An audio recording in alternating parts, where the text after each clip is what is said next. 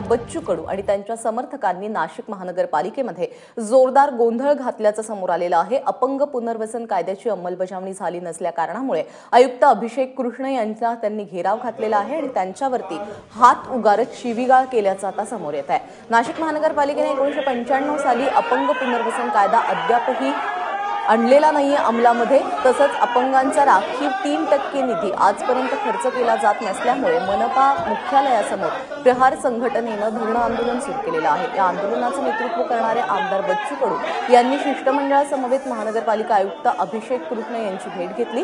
यावेळी बच्चू कडू आणि त्यांच्या समर्थकांनी जोरदार घोषणाबाजी केली, गोंधळही घातला। शिष्टमंडळाच्या कार्यकर्त्यांनी आमदार बच्चू कडू यांना रोखल्याने आता हा वाद टळलेला आहे।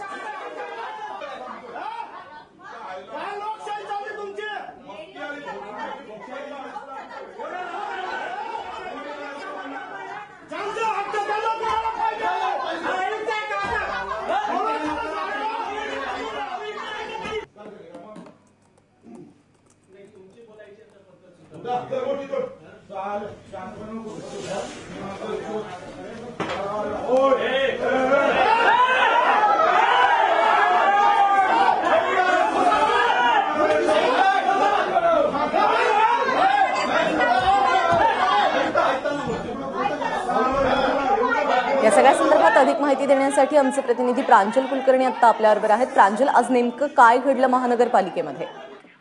प्राजक्ता, आज दुपारी महापालिकेमध्ये बच्चू कडू आणि महापालिका अधिकारी यांची बैठक होती। नाशिक महापालिकेने आजपर्यंत 1995च्या अपंग पुनर्वसन कायद्याची अंमलबजावणी केलेली नाही। तसेच अपंगांसाठी जो राखीव 3% निधी आहे तो देखील खर्च केलेला नाही। या विषयाबाबत आयुक्त कार्यालयाच्या शेजारीच असलेल्या मीटिंग हॉलमध्ये ही बैठक आयोजित करण्यात आलेली होती। मात्र बैठक सुरू असतानाच बच्चू कडू आणि महापालिका अधिकाऱ्यांमध्ये वाद झालेत। हे बघताच बच्चू कडू हे आक्रमक झालेत आणि शेजारीच असलेल्या आयुक्तांवरती त्यांनी थेट हात उगारला, त्यांनी त्यांना शिवीगाळ केली।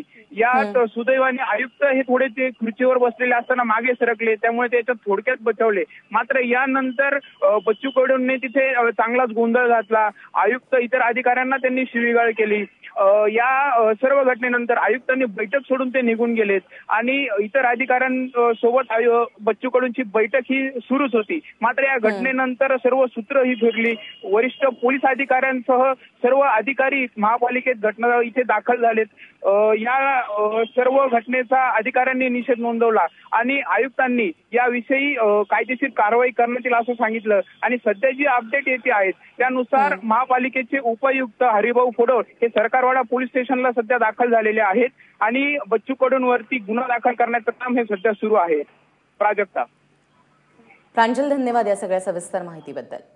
तर आज नाशिक महानगरपालिकेमध्ये बच्चू कडू यांच्या समर्थकांनी घेराव घातल्याचं पाहायला मिळालेलं आहे। समर्थकांसह नाशिक महानगरपालिकेत त्यांचा गोंधळ पाहायला मिळालेला आहे। ही दृश्य अत्यंत बोलकी आहेत। कशा पद्धतीने बच्चू कडू आणि त्यांच्या समर्थकांनी आज नाशिक महानगरपालिकेत गोंधळ घातला।